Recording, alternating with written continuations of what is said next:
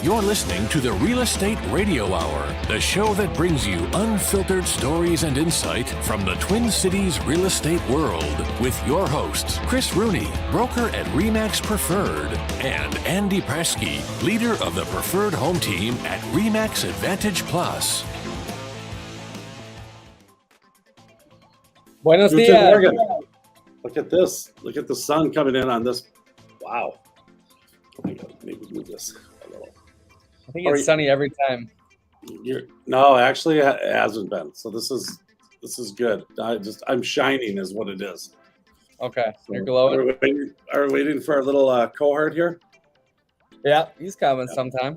He's coming. Yeah, he doesn't always like to get here quite on time. But anyways, so you've left, and now you're at a new spot. Yeah, we're on the island now in Majorca in the Mediterranean, the warmer water with the nice, lovely Danish family. It's very nice. So glad to be over here. Is that the one that the buildings go up on a hill? Is that the island? Yeah, there's a couple different islands like that. Tenerife was too, but Majorca has a lot of that. They have a lot of kind of mountain hills on this island, and yeah, it's been settled for a long time. It was summer destination for the Romans, and it's pretty historically famous. Yeah. So your mother posted something about all your little adventures there, and I saw a lot of people were saying, "Oh, that's one of my bucket lists to go to the Canary Islands." Is it a bucket list item? I definitely think it's pretty out there. You know, I've been to a handful of places, so it's hard for me to be just like mesmerized. But I mean, it was pretty wicked for sure. Yeah. Oh, good. Cool. And that's an area you still have to be vaccinated on, right? To get in there? No. You don't have to. Okay. But for the United States, you have to, don't you? Nope. You Really? need one test. Yeah. Okay. All right. And then you could do this. You can do this too, people. You can fly into Poland. You don't need anything. And then from Poland, once you're in, then you can fly anywhere with no test in the Schengen zone. The what zone? Schengen, where all the European countries, a lot of them are in. And it's Huh. basically free travel and free trade. Oh boy, there we got a traveling tip. There you go. And Andy missed the traveling tip. What was a traveling tip? Sorry. Nick, tell him what happens. Okay, you can fly into Poland for no test from the United States, and then from Poland you can go anywhere in the Schengen zone with no test or no V word. Yeah, Yeah, V word. cool. Can we not say we can't say those words? That's right. Don't we Especially not in the first 5 minutes. We're gonna get You can't say female, or what are you talking about? I'm not sure. It starts the with jab. the thing The big top, I love it. Yeah. So, all right. I guess we get to talk about the real estate market, Mr. Andrew. Well, let's do it. Yeah, I think, this little chart here is just talking about exactly what we have been talking about before people started talking about it, and how the market has changed. I think there's some interesting things, though, because closed sales are down 19%. I mean, that's a lot. I mean, 20% is big time. But the median sale price went up 8%. And I think that's exactly what we were talking about, in that the people that got hurt the most were the smaller homes, because those people, their loans went up $500-$600, just kind of held off and didn't buy, but the upper bracket was selling more. So I think that's what happens, is that median sale price. If there's more upper bracket selling, that thing moves up, obviously. It's kind of weird because see, when people are like reading this or hearing about it on the news, what I don't think a lot of people realize is that they're talking about a delayed response. They're talking about what happened last month or the month before that, and they're reporting it based on all the numbers coming in and finally being rolled up and reported. It's kind of like voting. They anticipate things are happening, but until the actual votes are finalized and certified and whatever, they don't give a final, winner or results. And so we are seeing where back, I'm talking June. It wasn't even July. June is when it started slowing down, when those rates doubled. And, you get into July, and then you had the slowdown of just the normal July slowdown. Now, our numbers weren't that far off as far as that report showed you there, but you got to remember that's showing the state of Minnesota. So you have the hot pockets, you have the cold pockets. But what is interesting there too, guys, is that so last night I was at Canterbury Downs. And we had a real estate kind of, hey, we survived the first half of the year kind of party, right? And sponsored by my broker, Remax Advantage Plus, right over the shoulder here. Thank you for that. And we were talking, and I was asking that exact question. What are you guys seeing in the marketplace? What are you seeing for, what's happening out there?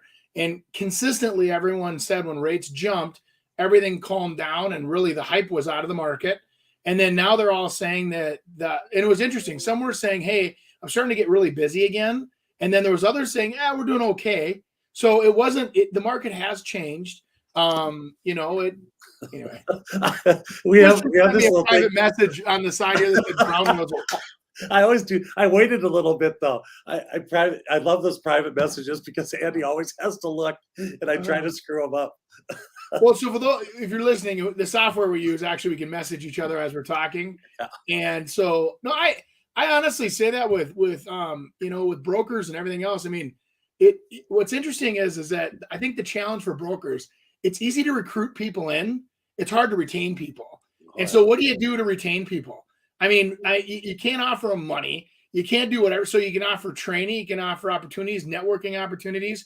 I think you and I both appreciate that, because back in the day when we were doing CCO, that was our number one draw that people wanted to be part of. Wasn't so much being part of the radio show as much as it was being part of the radio show's network and being connected with people that are kicking ass and taking names. And, anyway. Well, plus, I like my broker a lot, so But into that also, I think is when people I've noticed from agents over time, when they start disengaging, that's when they're in trouble. They're going down a hole that it's really hard to kind of get out of. And so to have events like that is like a big thing, to be able to kind of get people back together and share ideas. And Gosh, I went to Well, go ahead. Go ahead. Sorry, keep going. I was just gonna wanna say, hear yours. I went to a lunch yesterday with someone completely out of the industry. I represented in a sale, but man, I mean, just some of the collaborating that went back and forth. That business is business, and we all have. There's certain things we all need to do with business, and just going over. This person was very into technology and how to make things better, and he was. It was fantastic. But I came out of there yesterday. I was just like, get my sprinter, let's go. I'm going to start figuring out stuff. But so that is good. You start doing things like that where you're having fun. You can kind of slowly talk about who's doing what, and if there's other opportunities coming up. A lot of things have changed in the real estate industry as far as sharing our listings that are coming up.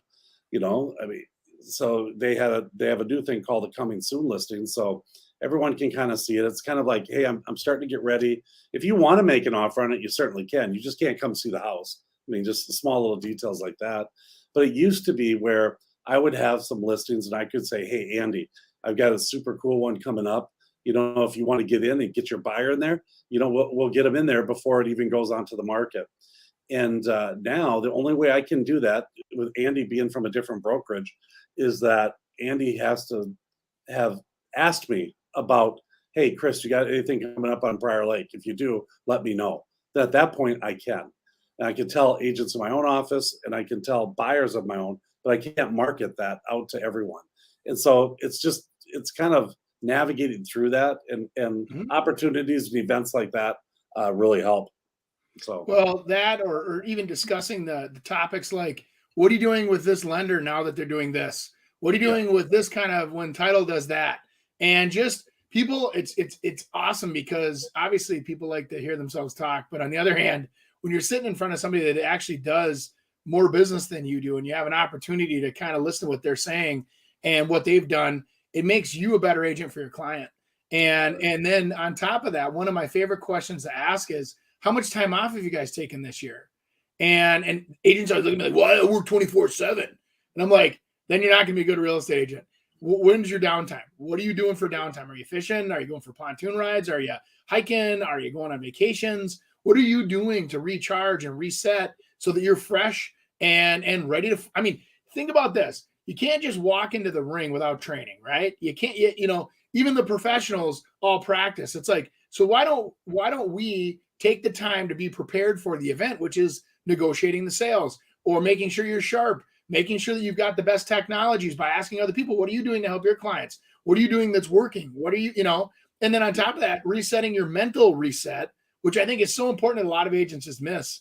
They just, we're 24/7, go, go, go. And I don't, guys, that's not real.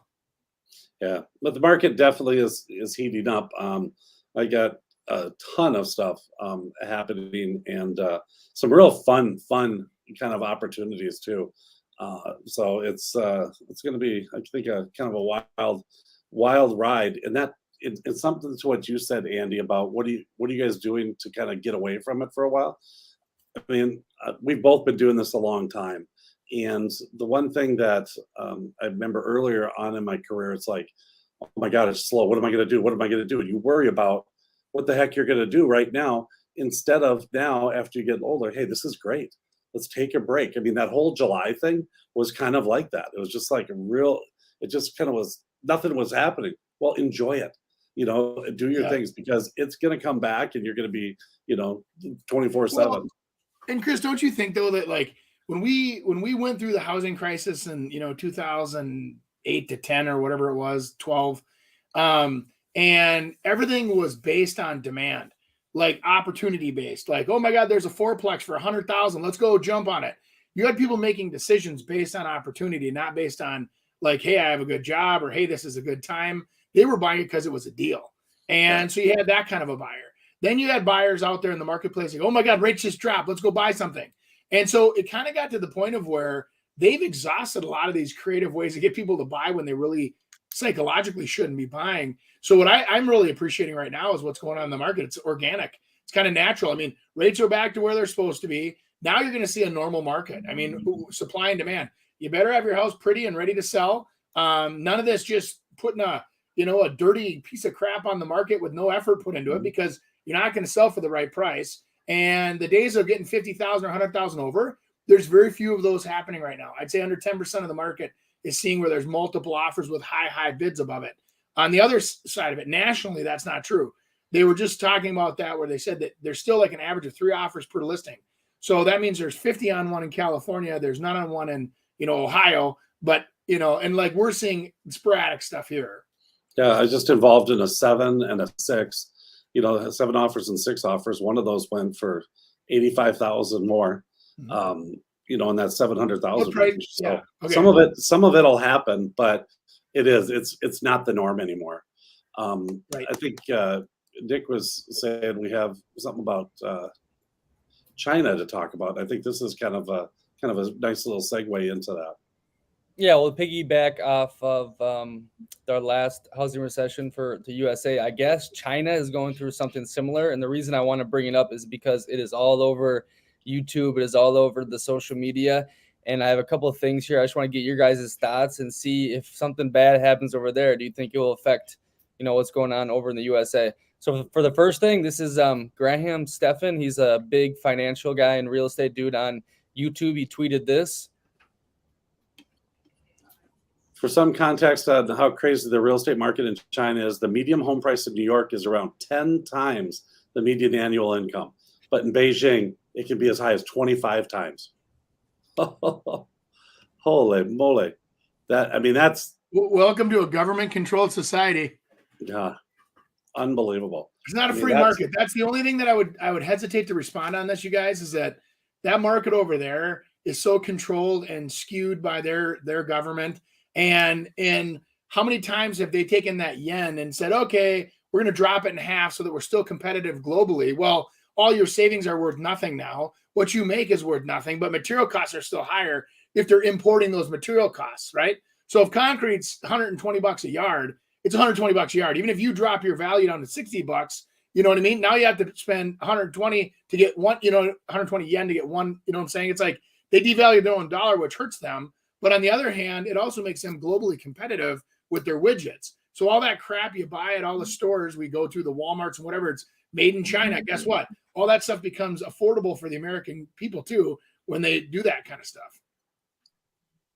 Or the globally, I guess. I knew Mr. Andy would know about this stuff. I'm kind of not into that. I'm kind of in my own little world here. And obviously that's some things that could affect us for sure. But I kind of look, my more centralized thing is the coast, and watch what happens on the coast, because that's eventually what's going to happen here in the Midwest. So you're right, man. Yeah. Okay, so basically they're saying that like the Chinese put all their money into real estate, and because it was the way out and everything was going, like it was only going to go up. So this is how they're going to secure generational wealth. And I guess they're starting to hit a mortgage crisis now, and they're saying like home prices fell for the 11th straight month. And I guess there's even protests by not paying back their loans. A bunch of Chinese families are like, I'm not getting screwed. So they all band together to not pay back the loans. Boy, now some of that sounds exactly what 2006 and 2008 was. I mean, where people were basically, they were buying just so they could sell it. And it didn't matter about the price. It just mattered, hey, I got to get something because it's just going to keep going up, and then I'm going to be able to sell it. And then you had financing that was craziness. Chris, do you remember? I mean, crazy. I'm talking 2010. You and I were talking about this same exact subject, where the Chinese government was building towns, not a building or an apartment complex. We're talking like towns with like 50 skyscrapers with hundreds of units per building, and nobody's living in them. And they're empty and they're vacant and they're just sitting there. So I don't know if they were doing that just to show that their economy was booming so that they could get investors from foreign markets to put, different currency into their economy, because that does make a difference. You do want to dilute that once in a while. So you look at like, okay, so now you got a bunch of American dollars being invested from mutual funds or whatever fund you invest into. And at the time, it looks great because they're booming over there. Well, they're booming on building. They're not booming on selling. This is a problem I see with local home builders as well. They count their starts. They don't count their closes. And you got to count closes because that's when everybody gets paid. When everybody gets paid, everybody's happy. And bank is one of them. The bank gets their loan secured and paid off. Then they secure a mortgage, for that buyer. And then that's a long-term investment for somebody else. Mm-hmm. But they also do their homework. They make sure the equity and the deposits are properly ratioed so that the bank's not at risk. So, I don't know what they did in China the last couple of years for home buyers. I don't know, with the devaluing dollar, of course, things will devalue, including houses. We saw that happen, guys, right? In 2008 to 12, we even saw where we were struggling as an economy and our houses went down too. So yeah. I don't know. I don't know how to respond to that because China also is one of the largest polluters in the world. They also have, children working in factories. And I think they're basically pieces of shit as a country. No offense. But I literally struggle with that country as a government because I don't think they care about their people at all. They're proving it again. Yeah. No, I know. I'm passionate about China. Who gives a shit? Andy, calm down.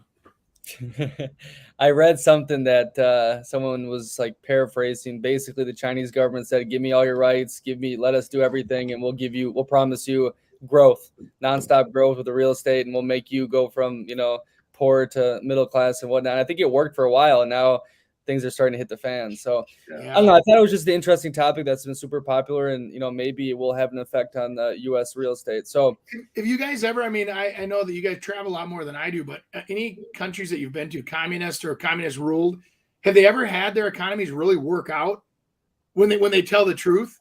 You know what I mean? Like when they're really opening up the books and saying, hey, everybody's getting a paycheck, nobody's working. Everybody gets their scoop of mashed potatoes every day to eat. You know what I mean? I'm telling you, those free markets are the only way to go if you want to get ahead. I miss my Andy's analogy.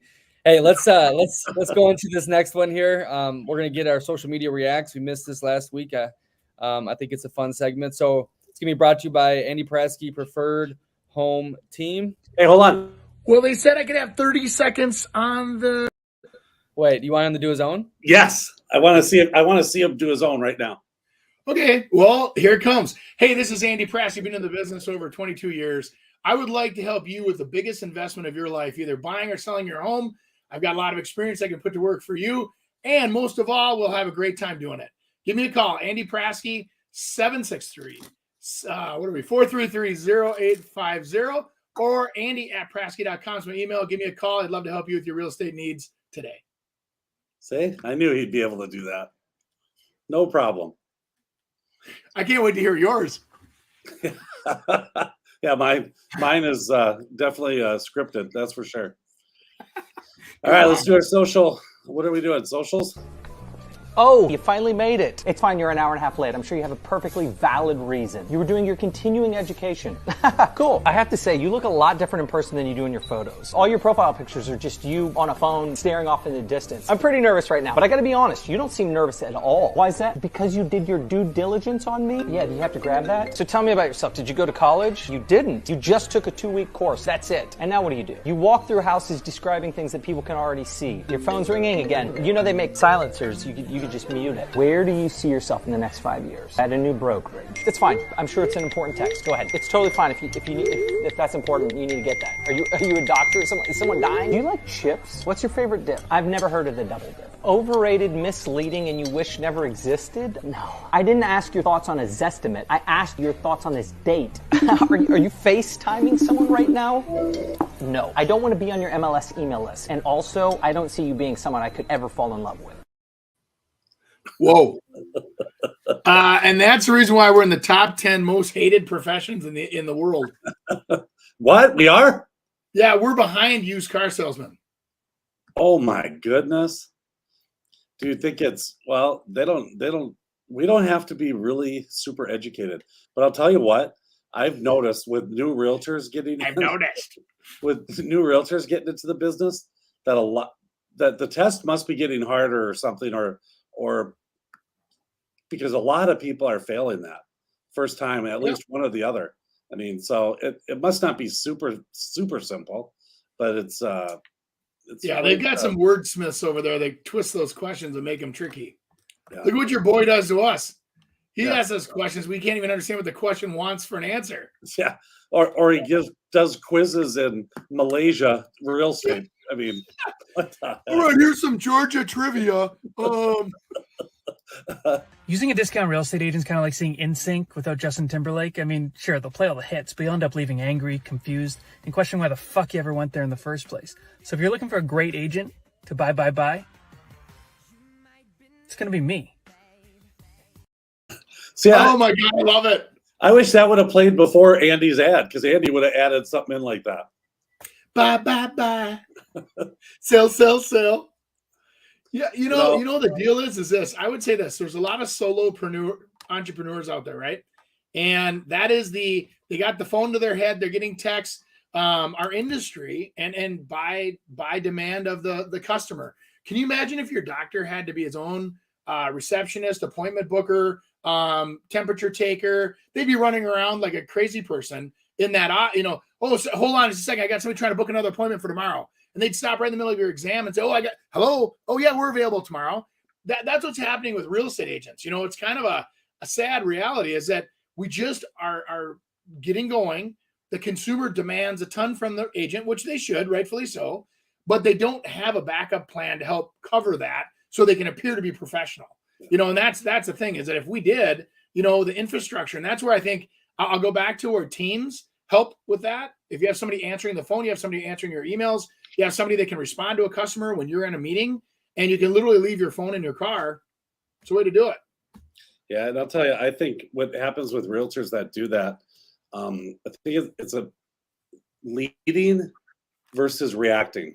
I think if you put those two together, and a lot of people will just react what their clients want, and you just get down a rabbit hole, and then you got to answer their phones, and then you got to run into this and that, rather than saying, you know what, hey, here's what we need to do. We got to wait this out. We got to look at this. We got to do this or do that, and lead them into a situation that you have experience doing, rather than just following everything that they tell you to do. And I'll tell you, that's where I've always had my issues, is when I don't say, well, hey, let's sit back, hold on. No, we don't need to go see that house. No, we're not going to make a super low offer on that. Because once you do that and, we could try, we could do this and it's going to happen. It's not going to happen. It's only going to kind of stop your progress to get to where that you want to be. Now, there is certain ways that we can do that, but we don't need to go over to the house. We don't need to show it. I mean, if you're going to just try to make a crazy cash offer, there's nothing wrong with that. Let's write the offer up and send it over, versus, all right, I got to call the agent, and then I've got to go show the house, and then we better go to the city and make sure that we can do this, and this, and that. You got to see if you're even in the game at the beginning. So I think that's where agents get in serious trouble, and that where they're always just kind of doing whatever their clients tell them. And the thing is that we're supposedly, the professionals here, are supposed to lead them in that direction. But too many of us just do whatever they want us to do. And that's not what someone needs an agent for. And then that's when you get the bad name, is because if you're just a follower, you're not doing anything. You're not providing any help. And then you don't deserve to get paid. You don't. The way they get paid. And there's agencies like that just allow, hey, we got people that'll show you houses, and they're going to get paid less, but you're going to get less service too. So, right. All right. Here's how much income you need if you want to buy an investment property. None. You don't need to show any. It's called a DSCR program. It stands for Debt Service Coverage Ratio. So basically where the debt, the mortgage payment, is being serviced or covered by the rents. And lenders will offer this program without looking at any of your income. So no W-2s, tax returns, pay stubs, nothing. But you do need a down payment though, which is a good thing. We don't want another 2007 on our hands. But if you're self-employed, have complex financials, or conventional financing is just not working for whatever reason, then this program is perfect for you. Tad misleading. And misleading in that you need to be known as a professional investor to be able to have that. So as a first-time buyer going out there, they're never going to do that for you because you have no clue what you're doing. So if you can show some expertise in that, you can use that sort of a program. But and remember too, I mean, they make you sign these personal guarantees that are not forgivable. A lot of times with commercial investment properties, when you go down and the property goes down, you say, oh, it didn't work out. Sorry, here, bank, here's your stuff back. Then they sue you. They don't just let it go away. They come after you for the losses. Versus like with single family residents, a lot of times when it's a owner occupant, they were forgiving Remember that back in the day, they had that Debt Act, Forgiveness Act, or whatever it was, where they would literally when the bank had a loss, you had a gain. And in the old days, the banks would come after you, and they would literally, so you'd lose your house, and let's say the bank lost 100,000, they'd come after you for that 100,000 after you closed, and then that was forgiven. And I think even the state of Minnesota is very weird about that. They came and went on that program a couple times over the years, but federally they had that, debt mortgage forgiveness act. Yeah, it would be income against you. So if they lost $100,000, I mean, you'd have to report $100,000 and then pay taxes on that. And Right. that hit a lot. And that's the way it still is with commercial, by the way. A lot of that is, and unless you can get somehow into where you don't have a personal guarantee on a commercial property, which is very rare. Sometimes they'll let you, like you said, when you're an accredited investor and you've got assets, and then in those situations, there's a 30%, 50% deposit, then they're not going to be as worried about it as if you were just putting 10% down and using a SBA loan to cover the other 10%, And here's the thing, there's no little quick rich get in there. I mean, in and out. The best things you can do is you can have money, have good credit, and have experience. And if you have those, then banks are going to be more likely to lend to you for better deals. I mean, it's just a simple fact, because they want to lend money, but they just don't want you to lose it for them. So if they can look at you and say, gosh, he's done this, he sold all of this kind of stuff.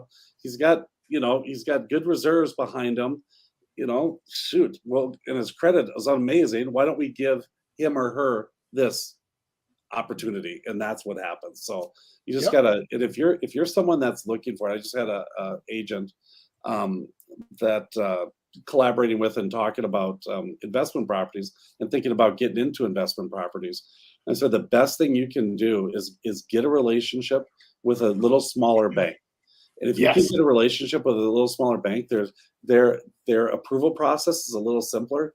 Typically, they have less people that have to approve it. It's not a super hierarchy corporate type thing, and you can really get in with them. And sure, the first time it might be, hey, let's feel each other out.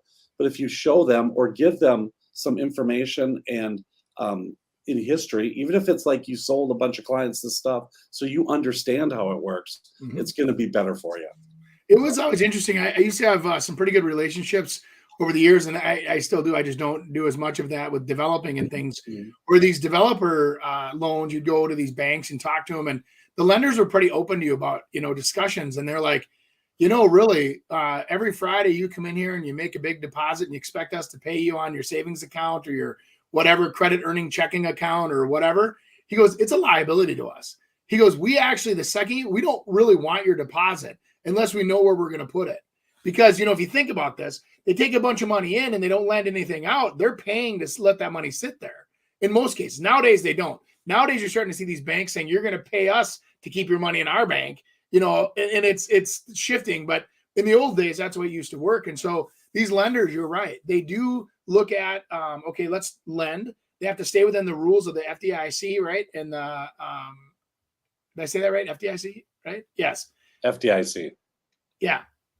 And so there's rules that they have to follow within their risk portfolio thresholds and everything else.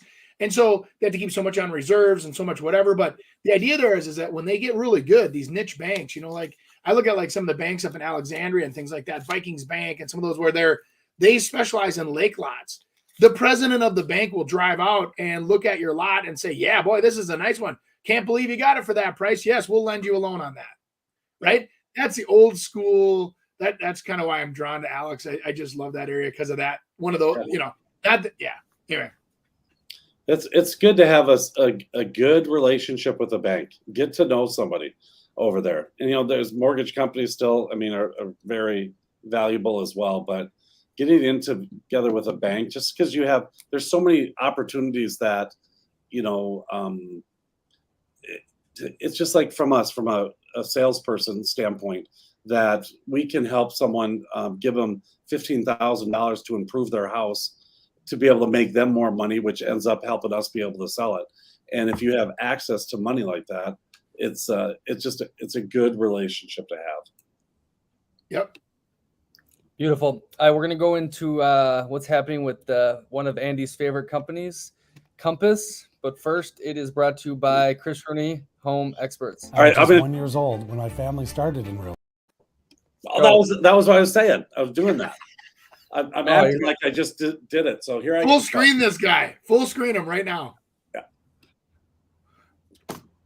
No, come on. I was just 1 year old when my family started in real estate, where both my parents were agents. They also dabbled in investing in real estate, rentals, flips, and construction. After college, I went right into getting my license in July of 1990. As a 23-year-old agent in an industry that looks nothing like today, I had to know more for my clients to choose me. There wasn't Zillow or social media to tell them how good I was. I had to win them over with knowledge.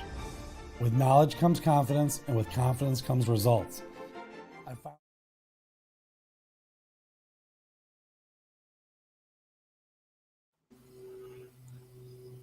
I'm kind of curious when I was laying on that bed, what kind of phone that was. I wasn't thinking that. I was thinking, like, why are you taking a picture of you laying on a bed on a phone? You're running one of those hussy lines, oh yeah, I'm not wearing a shirt. You got that right, lady. Oh, sorry. Leave it to Andy. All right. So I don't think Andy, you don't mind Compass, do you? No, Compass is they're again living off the shareholders. I think that everybody that put that company together made a fortune when they went public.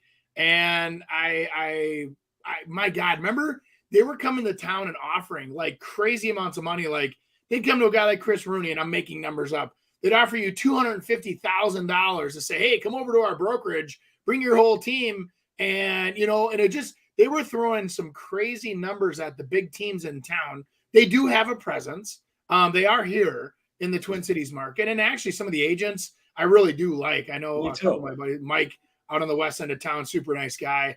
It's an interesting business model. They kind of are a advertising agency that has real estate agents, and they try to do stuff in-house with their brochures, their websites, and everything for the agents, which is really good because agents are weak in that category a lot of times. But at what cost? So if you're selling $1 million house, you bring in $30,000 normally in commissions, let's say, on that house as an agent, and you get to keep 15 of the 30. Well, you can print a lot of brochures for 15,000. You know what I mean? So there's something to be said for that. Yeah. And those ratios aren't right, and I'm not picking on them. I'm just saying whatever the ratio is, it's got to be expensive. Otherwise, everybody be there. Yeah, I mean, and the article basically states is that their stock plunged quite a bit, and they've lost a lot of money, and so now they're just kind of talking about how they're going to kind of get it back and become profitable again. And I think some of that involved not doing some stuff for the agents that they said they would do for the agents, and now they're not going to do it anymore. So I actually have two, or they're in a position to be bought out. You know what I mean? Yeah. And so a smaller or a healthy brokerage that wants to have a more hip kind of environment and websites and whatever might just buy them. You might see an acquisition there. Because just like Open Door and Zillow, you're starting to see like those kind of guys, they've all been losing hundreds, Chris, of millions of dollars in like the first quarter, second quarter. And everybody, they're blaming it. They've been losing money since they've opened, all of them. Yeah. Any of these, and it's like, I don't understand why consumers continue to invest into things that continually prove that they don't have a business model. They don't. They can't sustain advertising at $300 million a quarter, and they're only bringing in $110 million a quarter. Plus they have salaries, plus they have buildings, plus they have whatever. And then they were making bad investments on their guaranteed offer programs. And so there was a combination of things that, the first quarter was staggeringly bad, but here's what's funny. They also have like $60 billion in cash because of their public offerings. Yeah. So they have enough money to keep screwing up, and they're trying to make it work. Same with Open Door. I've heard Open Door and Zillow might be melting together.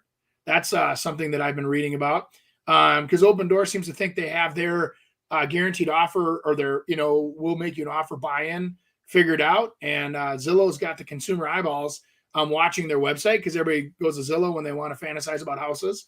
So, they both have great, successful business models. That whole Open Door thing, I'll tell you, it's just obviously what they're going to do is they're going to they buy the house, they paid too much for them, and then they go kind of do a little something to them, and then they list them way too high, and then they just start reducing them.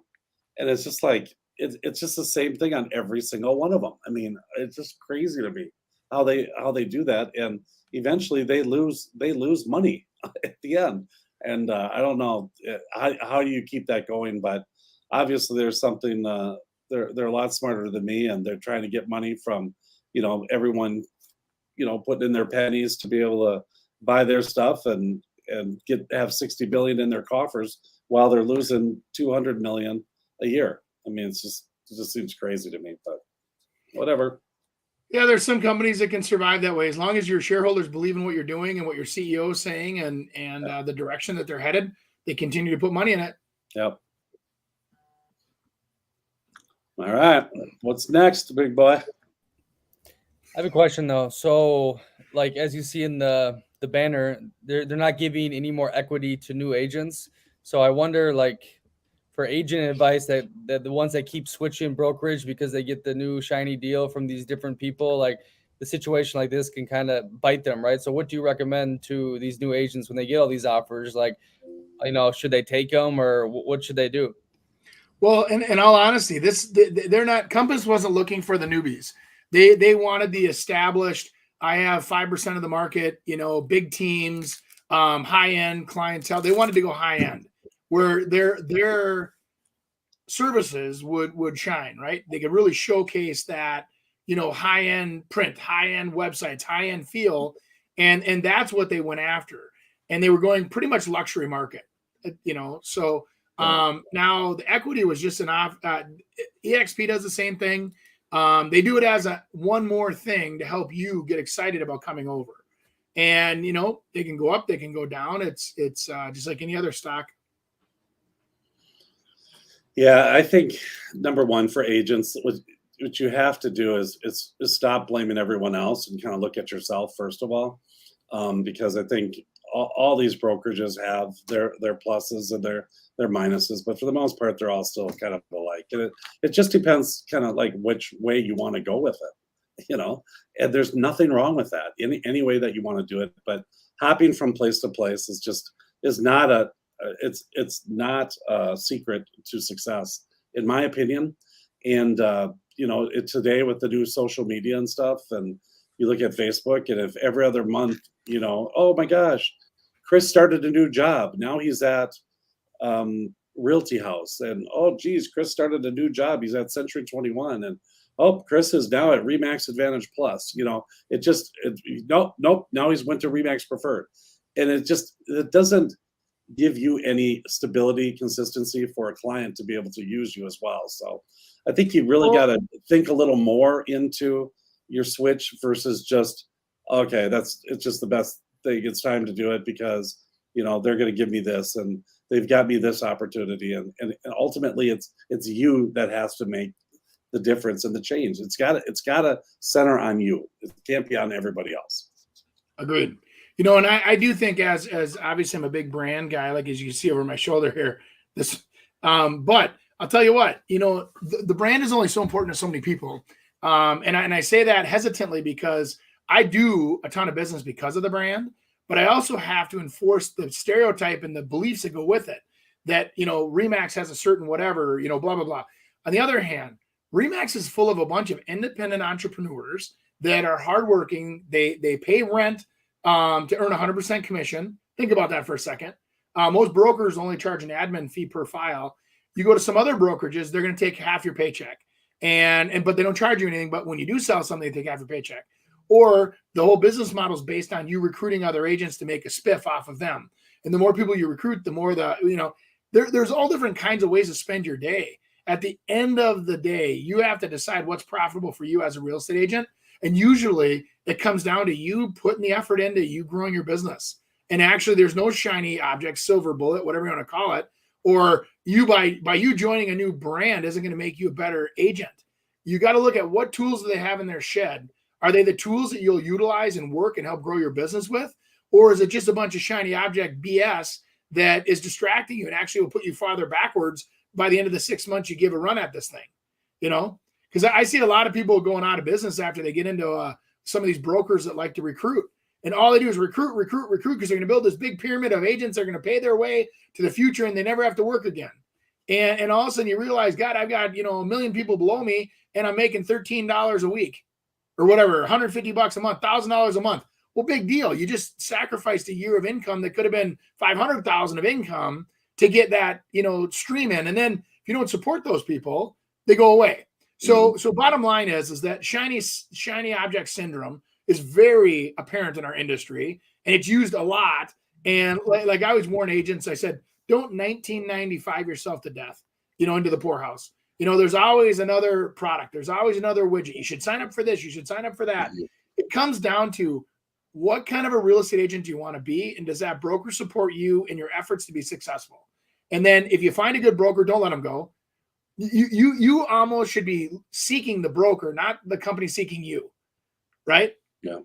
I think too, Andy, I mean, for an Andy analogy, when you talk about tools, if you have a bunch of tools in your toolbox, you usually only use about 3 or 4 of them because you're comfortable with them and you reuse them. And those are the things that work best for you.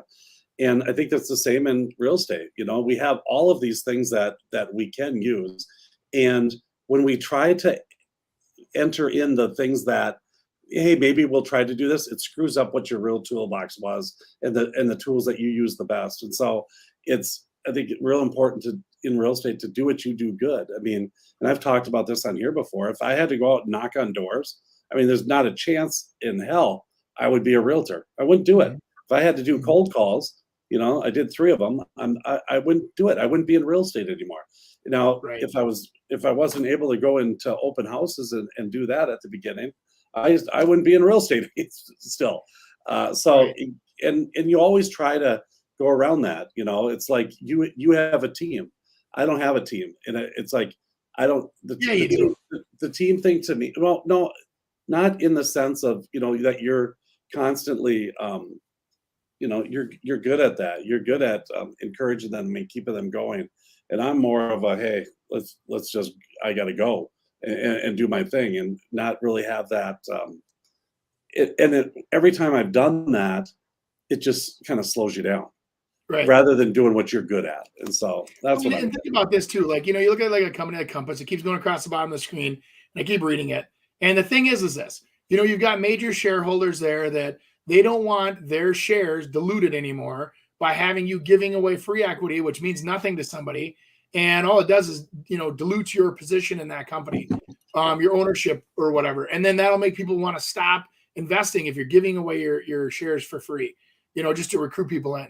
On the other hand, they're saying we use that to recruit people, to bring people in so that we can actually up our sales and up our presence. And so it's kind of that chicken and the egg. And I don't know, where Compass will take this, but I think that as soon as every company's ever turned on the agent, including my best friends with a Z in the front of their name, as soon as they turn on the agent, they start losing money. Yeah. And that did happen. I was at a conference a long time ago in San Francisco where they swore they would never do that. Yep. There were questions on that, and they said, nope, we would never do that. And they did it. So, anyway. All right. Hey, we're going to do our market this segment. Got a unique little home here with a bunch of flowers. Because I'm in Europe, I'm having an issue getting rid of this privacy thing down here. So let me. What part of Europe are you in? Spain. Oh, cool. So, Andy, this one's actually listed right now. And I think it is kind of an interesting situation here. And it's things that we run into where here's a place that's 2,000 square foot. It's at $1.5 million, but it's on 53 acres and it has a ton of flowers. I had an old listing that I had, and it was absolutely beautiful. It looked just like this in their front yard. I mean, the There's flowers. people in that photo. What's that? There's people in that photo. Yeah, they're picking flowers. So there's nothing against us having people in photos, but anyways, noted. Yeah, let's talk about a listing though that might have something that it might not appeal to everyone, but we do have to go market that to the right people because the value of that place. I mean, obviously that place is kind of cool, kind of a real contemporary type place, but I mean, it's got a ton of flowers. If you pull those pictures back up, I know there was one that kind of showed an aerial view of it. Let's rifle through that picture quick. Are you for real right now? Yeah. So there's the house. Looks kind of like a barn Right there. Oh, wow. Yeah. So there's the house is back in that little corner that we first saw, but I It's mean, like a nursery. we're thousands and thousands of, what are they, peonies is what they call those. And so it is exactly, it's a nursery, and they're selling this kind of stuff. So What I didn't even see what city that was in. What city is it in? what does it say? Spring Glen or something? Spring Grove. Where's that? Spring Grove. Who knows? That's not Well, it does matter to me because it's a what's interesting is it's $27,685 an acre if I did my math right, and that's a screaming deal for if it was Cottage Grove. I was going to say that. I'm shocked that's not sold. The Iowa border. Okay, to have a business within the property, as long as you like to work and you want to run that kind of a business, that could be pretty cool. Totally. And I'll tell you what, here's my thing is from a marketing standpoint, is to go after people that have a property right now that's a certain lifestyle, because that's definitely a certain lifestyle with what internet has become and working out of your house and all of that kind of stuff and getting away from the big city. I would be going after people that are on Minnetonka or that are on Prior Lake or golf courses here, little more higher end homes where they could sell their $2 million, $3 million home and then be able to get away. And you know what? I've got this whole flower thing. I love it. I mean, peaceful. Those are the kind of things or people that I would market to. And rather than like the listing I had where we ended up telling them get rid of all the flowers because it was too much of a maintenance thing, because the whole project was more about the house than flowers and maintenance. And this place is more about, I think you have to go crazy over the abilities that you have there with the flowers that it's already in play. And I think getting away the location and capturing a whole different lifestyle. Mm-hmm. So that's almost like they're showing pictures for wouldn't it be fun to be surrounded by flowers? And then they realize that it's an 80-hour-a-week job to keep those flowers going, or you have to have a staff, and you know what I mean. So that should really be being sold as a business. Yeah, I think I would try to market it that way as well. But you can always create something like that where you can have somebody run that for you on your property. But then again, zoning, you might not be able to. So. It looked like a retail store and everything, but anyway, that's an interesting property. Yeah. I thought it was really unique in that. I mean, that contemporary flair. I've got two screens, so that's what I'm kind of looking off to. But that contemporary flair, and then with the idea of it, just in all the pictures that they put there, it's just that to me is a total 100% lifestyle type opportunity. Well, they're showing people getting wedding photos there, and right. They're showing all the opportunities, which is a cool thing too. That people want. I mean, those whole wedding barns and facility things are a huge thing. And for $1.5 million, which is a lot of money, but it's really not a lot of money. If you can add some different pieces to that and how you're going to rent it. I mean, it might be a VRBO. It's like that town in Colorado that I've been talking about, Andy, that agent won't get back to me. I was going to go out there last week and that agent won't get back to me. It's crazy. I've had problems like that before with a property I was looking at. This was a few years ago. You just go on the tax records, look up where they send their taxes to, and then you send that person a letter saying, hey, could you help me find your real estate agent? That's awesome. Yeah. And then they're like, whoa, they're not calling you back? Yeah. I'm not saying that. I'm just saying that I'm not getting the response I need. I'm looking for this, and this. Could you please provide it so I can put an offer in? And contacted them 3 different ways. That's all. All right. Anyways. That's interesting. Hey, we got 5 minutes left, so I have a couple extra videos, and I have one meme. You guys got to see this meme. It kind of goes in with the whole Compass thing and Zillows and all the VCs that are taking over or trying to real estate? The name of the company is Flow. We are a capital-hungry residential rental real estate company with the support of Silicon Valley's finest VCs. We have zero revenue and are already raising our next round in a stealth $5 billion valuation. Can I count you in as a lead for $1 billion? Oh my God, that's exactly what Mr. Brasky was just talking about. You know, there's money to be made on that. That's why they do it. I'm sorry. Look how he's dressed. He's got the no shoes. He's grounding. He's got the minimalistic outfit. That's like a Silicon Valley type person. No, totally. Yeah. God bless them. Yeah. Selling an idea. That's what they do. Well, I mean, in the next week, they're going to sell a toy company or a widget maker or, they're just using real estate because it's been the hype segment of the for a couple of years now. All of a sudden, they hit on a Zillow. They hit on an open door, and then they make a ton of money. So, yep. Yeah, just kind of dump all the people that you had invested in it before, but those people are also trying to go for the big dollars real fast too. Sure, that's why we make investments, right? Mm-hmm. Cool. Well, is anything kind of going on in your guys' life down in Minnesota, the real estate world? Any exciting things coming up? Well, all I know is I see Andy on Facebook a lot now. I don't know if he's Mr. Poster or what, but the guy's at horse races and he's on the lake and he's freaking a landscaper. He's got a gambling problem, a drinking problem, a boating problem. No, I was kind of joking around with the agents and I said, hey, I go right now when things you go through busy and slow patches.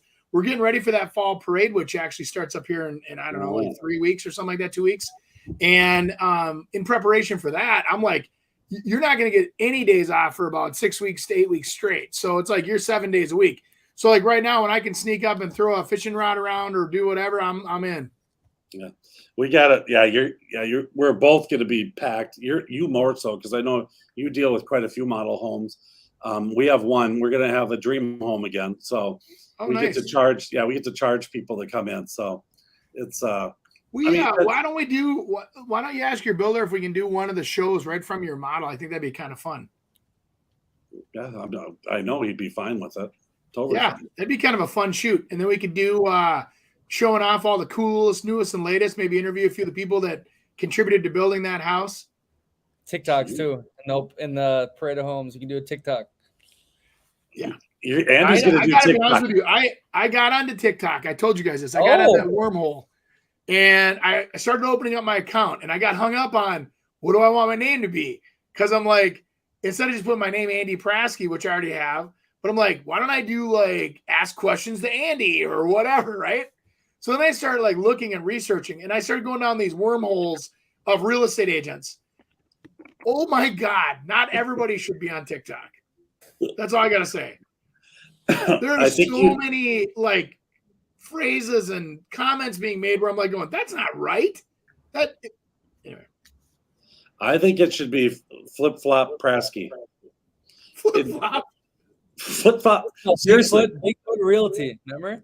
Yeah, seriously, with those, you got to kind of have a thing about you. That's who you are. I mean, you're always in them. So I just think that's a good one for you. Me and Nick are talking about that. Trees with his bare feet or go barefoot water skiing.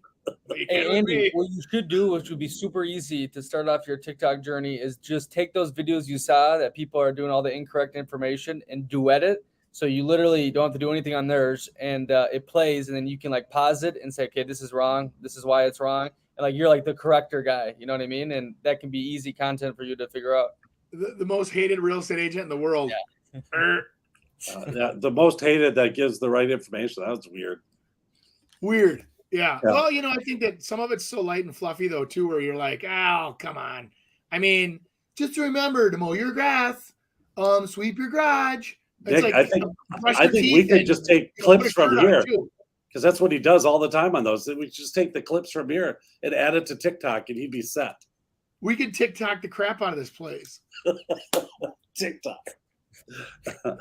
I never laugh, but it is growing in popularity. I was looking, you can look at the charts online, and that TikTok is still growing like crazy. Oh yeah. Yeah. It's addictive. Well, everyone's getting into it. At the beginning, it was little kids kind of doing their little dance moves, and now it's become just a way in which to be able to short videos online. Well, it's kind of like what I think Vine kind of took off with the, what was it, 7-second or 9-second clips, which was nice because then it's like it was concentrated, but you always craved more. And they'd say, click the next clip if you want to see what I do with this explosive. And you're like, oh, and then you'd click it. And then you're like, all of a sudden you're subscribed to their crap. And now you're seeing this moron blow stuff up every day. And you're like, I don't want that on my feed. But I wanted to see what happened that day to that, whatever. And then, so I hated Vine. So TikToks I like because it learns what you like. You don't have to tell it nothing. It just, my TikTok's all farm videos now. I'm into farming, man. I love farming.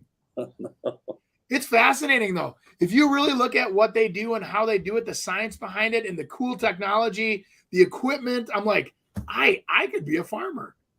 I'd probably be bored after a little while, just like any job. But I mean, it really is an interesting industry, Yeah, I don't know. Literally, their machines go on GPS. I mean, you don't even have to. You just sit in them and kind of veg out. I was watching this one guy, I forget what it's called, the Farmer Something Life, and his daughter, who was, I'm going to say she's 12, she's driving an $800,000 combine with a joystick, and she's literally like doing thumb controls and watching like 4 monitors.